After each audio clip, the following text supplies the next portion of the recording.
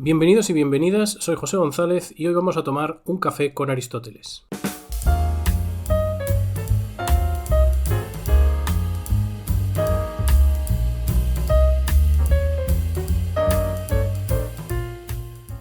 En el episodio de hoy vamos a responder a una pregunta que de entrada podría parecernos algo extraña. La pregunta en cuestión, que Aristóteles aborda en el capítulo 9 de la Poética, es la siguiente: ¿en qué se diferencia la poesía de la historia? Esta pregunta, que como os digo puede parecer algo extraña, en realidad no lo es si pensamos un poco en profundidad en la tarea propia de ambas disciplinas. Pues en ambos casos, por así decirlo, estas tienen como objetivo contar, narrar sucesos, aunque cada una a su manera y con algunas diferencias esenciales.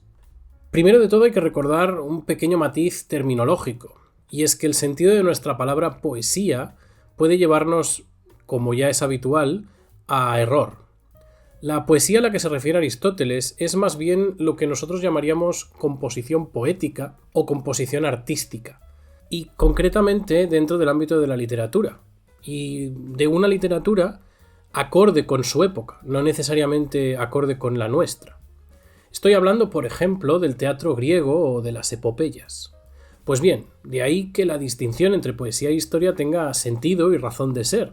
Pues como hemos dicho, tanto la poesía como la historia se ocupan de contar sucesos, de contar acontecimientos, acciones de personas o de personajes y a veces incluso de contar la propia historia en mayúsculas. En el capítulo 9, como digo, de la Poética, justo en el punto en el que Aristóteles está definiendo las características de la tragedia, el autor considera necesario detenerse y aclarar precisamente esta diferencia, esta cuestión. Y esto es porque es posible que haya quien pueda confundir el argumento de una composición poética con la narración de un acontecimiento histórico. Esto es más común de lo que podría parecernos a simple vista. Por ejemplo, ¿cuántas veces hemos podido ver una adaptación cinematográfica de un proceso o de un acontecimiento histórico y nos ha sido realmente difícil distinguir con claridad lo cierto de lo inventado? ¿O cuánta gente vive pensando que las adaptaciones en el cine de cuestiones históricas son en efecto relatos fieles a lo ocurrido? Pues bien, esta frontera algo difusa entre una disciplina y la otra, es lo que tratará Aristóteles de aclarar en este capítulo, centrándose muy específicamente en las características de quien produce cada uno de estos relatos.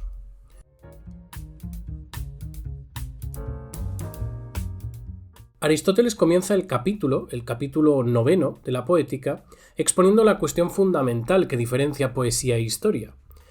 Y es que, según nos dice, y esto oídlo debidamente entrecomillado, no corresponde al poeta decir lo que ha sucedido, sino lo que podría suceder, esto es, lo posible según la verosimilitud o la necesidad. O sea, lo que de entrada diferencia la poesía de la historia es que la historia, trata sobre la descripción de los hechos dados, ocurridos en el tiempo. Y la otra, la poesía, trata sobre la figuración de hechos, que aunque no hayan sucedido realmente, se pueden plantear como posibles, o, y esto es crucial, fundamental, como coherentes dentro de un contexto determinado. En la historia, el contexto lo da el propio paso del tiempo. En la poesía, sin embargo, tanto la acción como el contexto son creados por el autor. Este criterio de que en la poesía los sucesos han de plantearse como posibles y coherentes con un contexto es crucial para una buena composición poética. Y esto es muy claro, muy evidente. Si un hecho en una obra se sucede de otro sin que sea lógicamente deducible del anterior, la historia no resultará bien compuesta. Y esto es incluso así aunque ese suceso sea fruto de lo que hoy conocemos como un giro del argumento. Pues los giros funcionan solamente si al suceder pueden ser explicados por elementos previos de la historia. Vamos, que un giro puesto en el argumento de la historia que sea inexplicable puede incluso destruir el hilo completo de esta obra, aunque el resto de sucesión de acontecimientos resulte más o menos bien compuesto o resulte agradable para la audiencia. Si lo pensáis bien, estoy seguro de que encontraréis en el cine momentos en el que un giro argumental simplemente rompe el ritmo de lo que estáis viendo.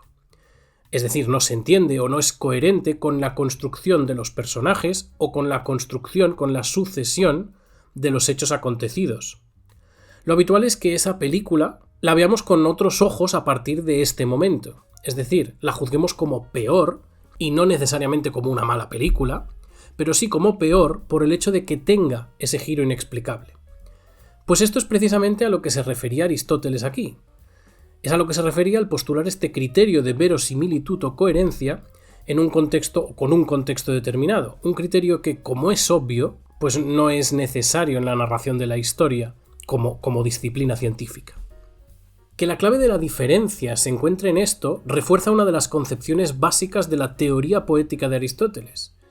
Y es que, para el autor, lo que define a un poeta no es una capacidad, no es la capacidad de escribir versos, sino su habilidad para realizar composiciones, es decir, para componer, para construir un relato verosímil, coherente, dentro del ámbito de lo que es pensable que podría suceder. En cambio, esta no es la tarea del historiador. El historiador tiene como cometido hablar sobre lo sucedido tal como ha sucedido.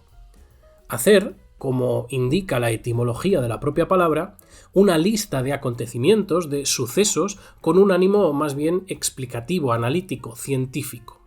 De esta diferencia Aristóteles extraerá una conclusión que es para nosotros muy importante, pues en tanto que la historia versa por su naturaleza sobre la narración de hechos ocurridos, y la poesía lo hace sobre la narración de hechos verosímiles, posibles y figurados coherentes con un determinado contexto, esto hace que sea la poesía y no la historia la disciplina más filosófica entre las dos, ya que en la poesía no simplemente se describe o se analiza una lista de acontecimientos, ni simplemente se imaginan o se crean acontecimientos nuevos, sino que se crean, se imaginan con adecuación a un contexto, dentro de una lógica propia. La poesía, por tanto, invita a una reflexión cualitativamente distinta a la de la historia, ya que dependiendo del tipo de composición es posible reflexionar sobre unos temas o sobre otros a través de estas historias inventadas, lo que da a esa reflexión un contexto más cercano a la audiencia. En relación con esto, Aristóteles distingue la tragedia de la comedia y la distingue al tiempo de ver cómo cuentan ambas composiciones sus respectivas historias. Y es que tanto la tragedia como la comedia construyen sus fábulas, como hemos dicho ya, de manera verosímil, aunque la primera, la tragedia, lo hace sobre acciones y caracteres virtuosos o elevados, y la segunda sobre lo risible, sobre acciones y caracteres risibles. Las composiciones poéticas tienen más fuerza, son más convincentes, cuanto más imitan acciones y sucesos que más claramente se acerquen a cosas que han existido, o a cosas que podrían existir. Y esto es porque nos tendemos a identificar más con fábulas que se asemejan a caracteres o sucesos concretos y que podemos observar en nuestro alrededor. Vamos, que estas acciones tipo, estas acciones en general que las obras poéticas representan, tienen que ser para nosotros cercanas en algún punto, en alguna intensidad. Y eso es lo que define para Aristóteles al buen poeta. Para Aristóteles, el buen poeta no es el que escribe buenos versos, sino que es el que es capaz de construir una sucesión de hechos, de acciones y unos caracteres con los que el público pueda identificarse y se identifique de hecho.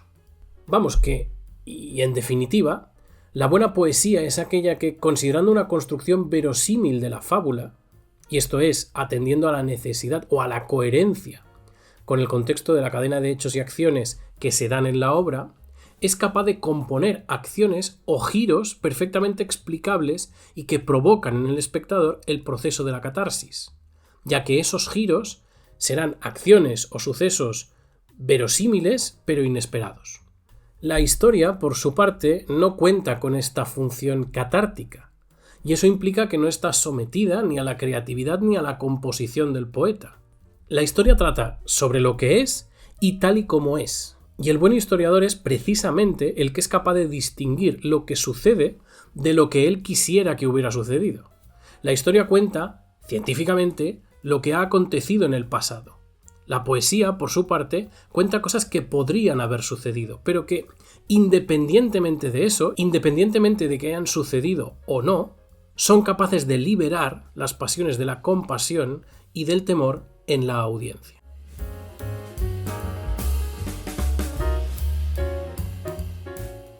Pues hasta aquí llega esta diferencia, esta breve explicación de la diferencia entre la poesía y la historia. Una diferencia que, aunque no es o no parece a primera vista algo muy fundamental, sí que tiene, dentro del proyecto de la poética, un papel fundamental, un papel importante, ya que distingue o es capaz de ayudarnos a señalar, a indicar cuál es el criterio con base en el cual los buenos poetas construyen buenas historias. Hasta el próximo episodio.